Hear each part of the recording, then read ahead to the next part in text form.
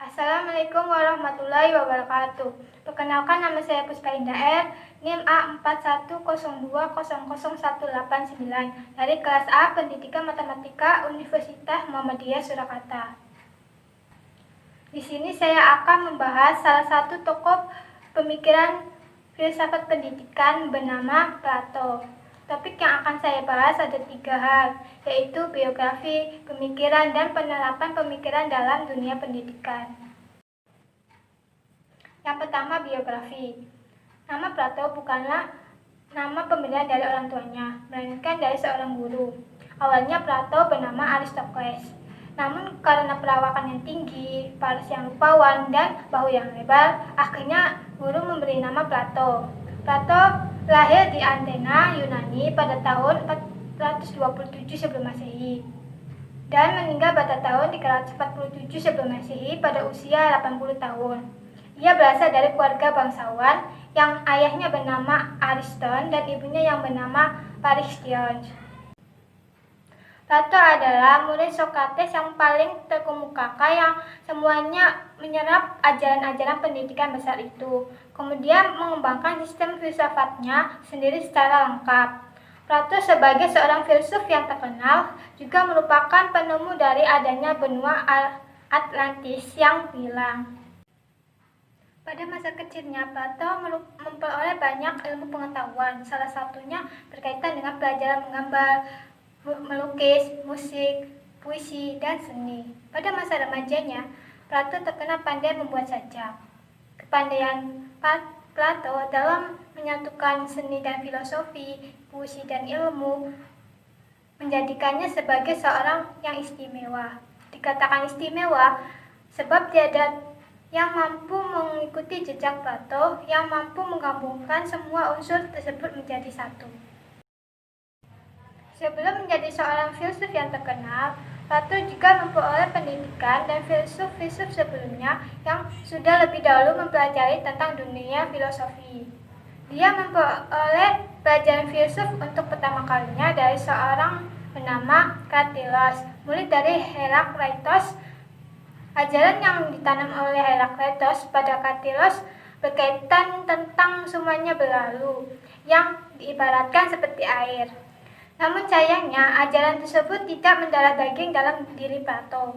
Justru Plato lebih senang mempelajari tentang ajaran dari Sokrates dan berusaha untuk terus memahami ajaran tersebut hingga mendalam.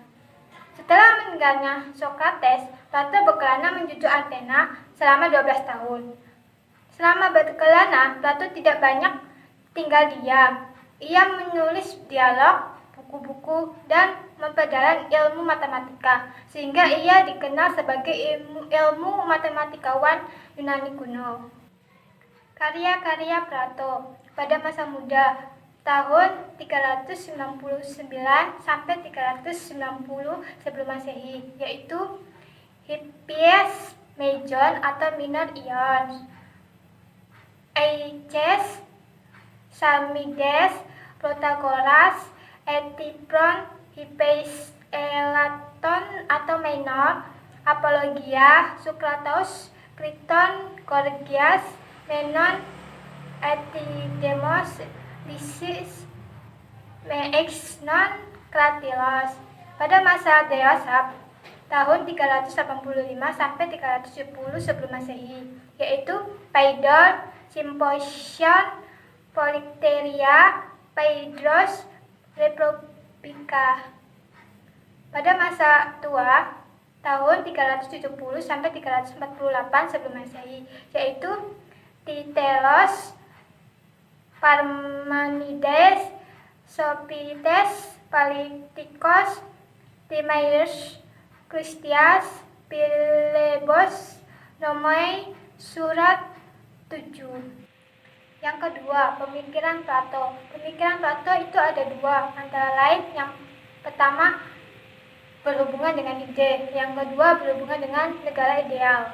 Yang pertama, berhubungan dengan ide. Ide merupakan ajaran yang sulit dipahami.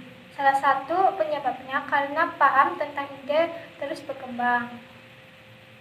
Ide itu sendiri diawali dari logika rasional.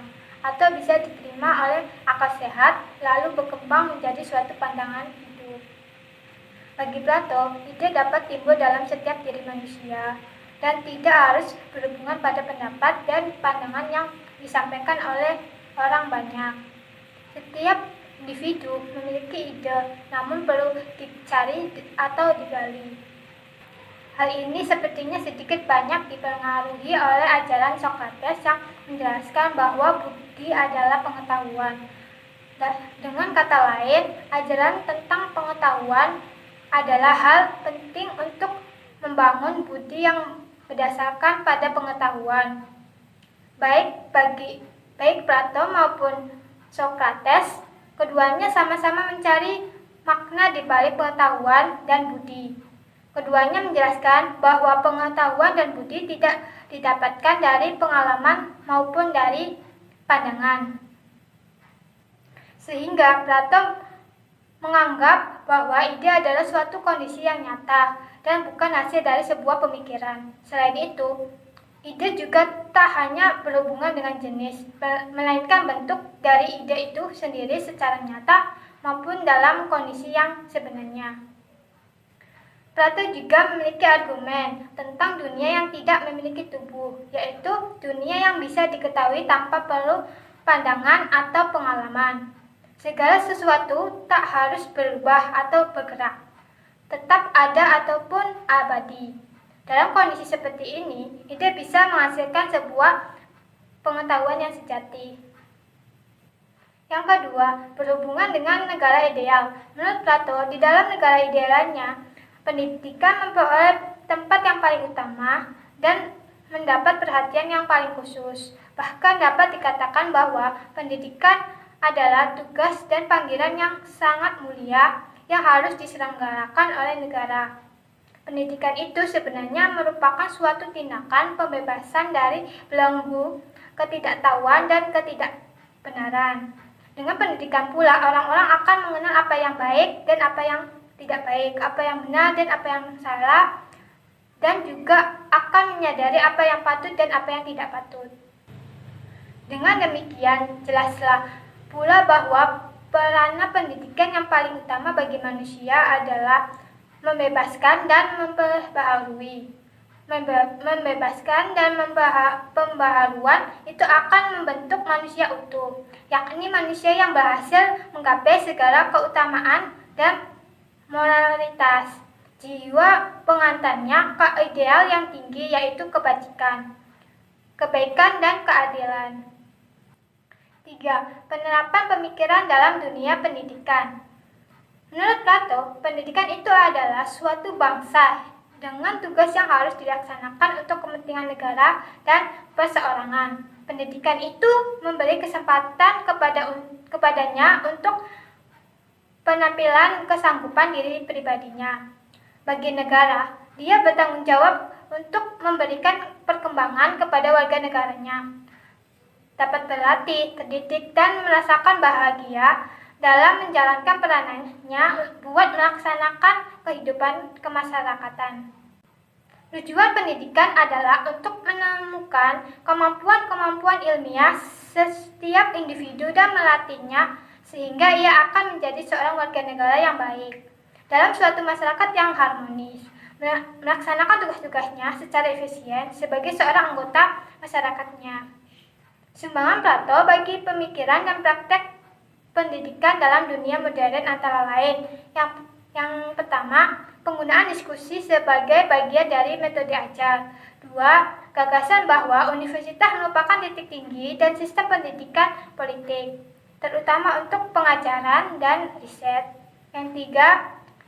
Divisi sekolah dan kurikulum akan tingkatan-tingkatan, yaitu tingkatan dasar, tingkatan kedua, dan tingkat lanjut. 4. Sistem koedukasi. 5.